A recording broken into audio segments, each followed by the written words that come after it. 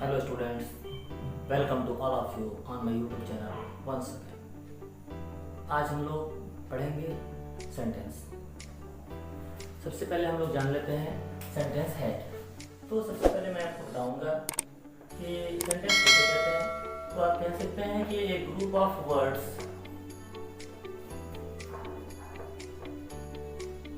which makes a complete sense is called sentence.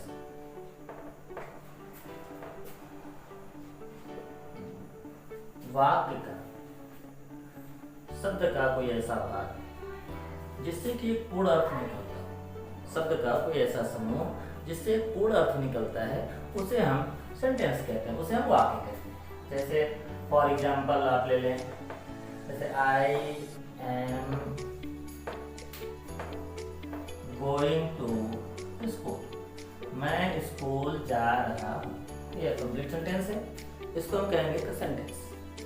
अब हम देख लेते हैं सेंटेंस कितने प्रकार के होते हैं, क्योंकि जब इसके बाद नेक्स्ट वीडियो में मैं आपको टेंस पढ़ाऊंगा, तो जब तक आपको सेंटेंस नहीं पता होगा तब तक आप टेंस नहीं सीख पाएंगे। तो बहुत केयरफुली देखिएगा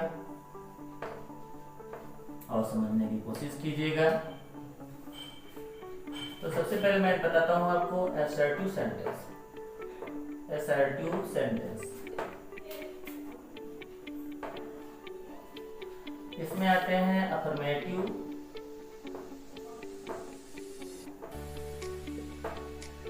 और नेगेटिव।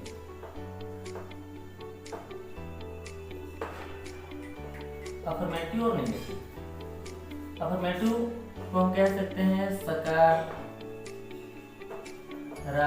वाक्य, नेगेटिव को कहेंगे नकारात्मक वाक्य। सकारात्मक का मतलब है कि जिन वाक्यों में कोई भी सामान्य कथन, किसी भी घटना आदि को स्वीकार कर लिया जाता है उसे हम सकारात्मक वाक्य कहते हैं, जो मोस्टली सब्जेक्ट से शुरू होता है। जैसे कह दिया गया I go to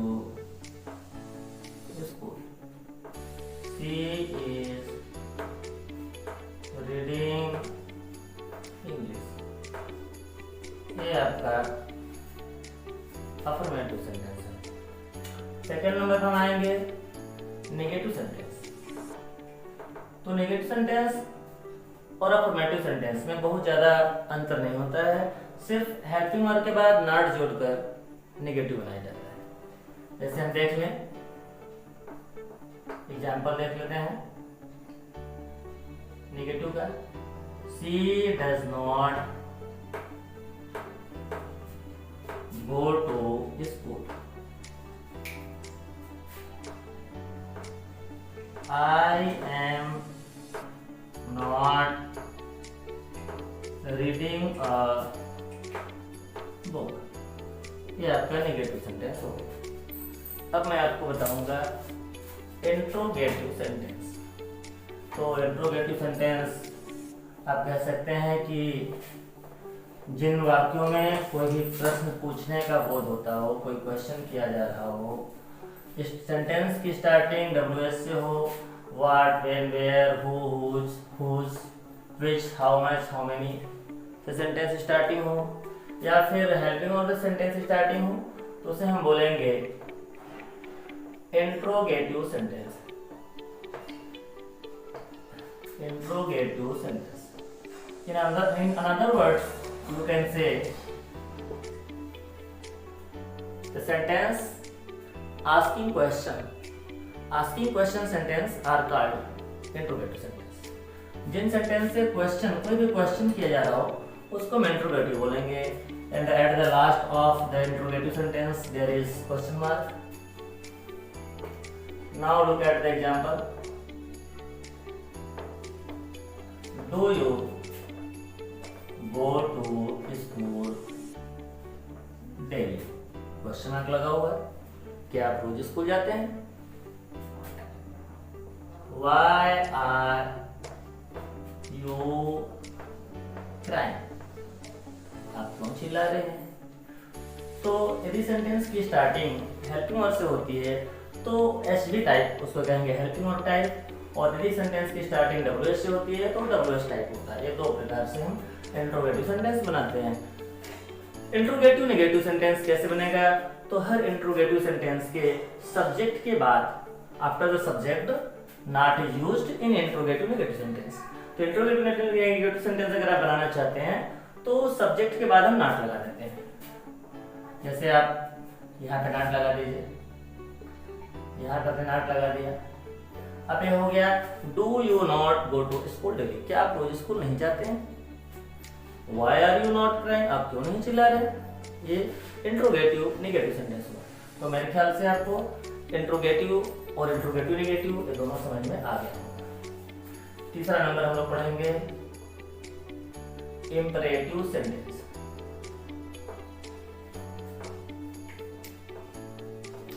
imperative sentence में आप कह सकते हैं कि in this sentence order, command, request,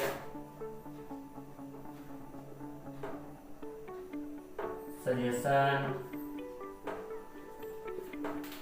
etc। तो इंपरेटिव सेंटेंस में ऑर्डर भी आ सकता है, रिक्वेस्ट भी आ सकता है, कमांड भी आ सकता है, सजेशन भी आ सकता है, ये सारी चीजें आती हैं। अब हम क्वेश्चन आता है कि इंट्रोगेटिव सेंटेंस को हम पहचाने कैसे कि इंट्रोगेटिव सेंटेंस है। तो क्वेश्चन आता है कि हम पहचाने कैसे कि इंपरेटिव सेंटेंस है। तो सबसे पहले हम पहचानने के लिए जान लेते हैं यदि सेंटेंस की स्टार्टिंग यदि वर्ब के फर्स्ट फॉर्म से हो या निगेटिव अगर आता है तो डोंट से हो, या फिर सेंटेंस की स्टार्टिंग प्लीज या काइंडली से हो, या फिर सेंटेंस की स्टार्टिंग लेट से हो, तो वह इंपरेटिव सेंटेंस होता है। As for example you can say sit down, get out, बाहर जाओ, please help me,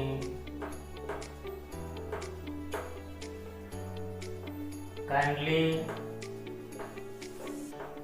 help me, let me go now, don't disturb me इत्यादि। ठीक है, सिट डाउन बैठ जाइए, ऑर्डर आ रहा है। गेट आउट बाहर निकल जाओ, ये भी ऑर्डर आ रहा है। प्लीज हेल्प मी रिक्वेस्ट हो रहा है। काइंडली हेल्प मी ये भी रिक्वेस्ट हो रहा है। लेट मी गो नाउ अब यहाँ पे रिक्वेस्ट यहाँ भी हो रहा है। डोंट डिस्टर्ब मी ये नेगेटिव सेंटेंस है। तो आई होप आपको इंपरेटिव सेंटेंस अच्छे समझ में आ गया होगा। अब आगे मूव करेंगे।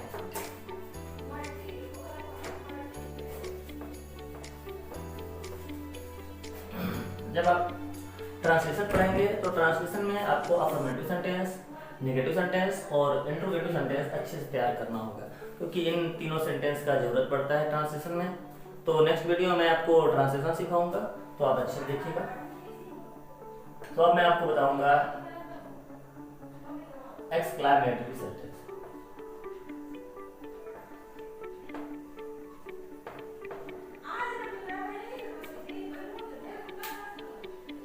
Exclamatory sentence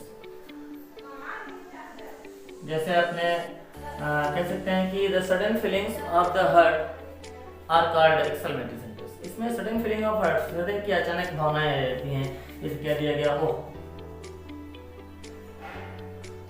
I lost my pen, माई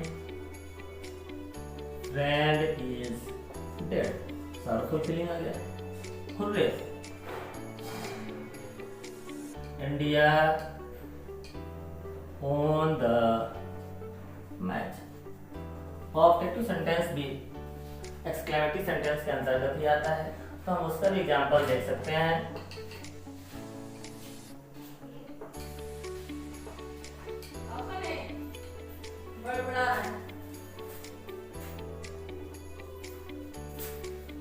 तो ऑप्टेटिव सेंटेंस में देखेंगे कि कोई भी गॉड से प्रे होता है या फिर विश होता है, शुभकामनाएं दी जाती हैं या फिर कोई अभिशाप दिया जाता है, तो हम इसे ऑप्टेटिव सेंटेंस मानते हैं। जैसे कह दिया गया may God bless you, go to help, may you live long. ये आपका ऑब्जेक्टिव सेंटेंस है। तो आई होप वीडियो आपको अच्छी लगी होगी। तो आज का मेरा ये सेंटेंस पूरा हुआ। नेक्स्ट वीडियो में मैं आपसे मिलूंगा एक नए चैप्टर के साथ। तो नेक्स्ट वीडियो में आपको सेंटेंस बताऊंगा। अगर आपको वीडियो अच्छा लगा हो तो आप चैनल को सब्सक्राइब करें, लाइक करें, बेल आइकन को दबाएं, अपने मित्रों को शेयर करें, और अगर कुछ समझ में ना आया हो या आप हमें कुछ सजेस्ट देना चाहते हो तो कमेंट बॉक्स में कमेंट दें। धन्यवाद।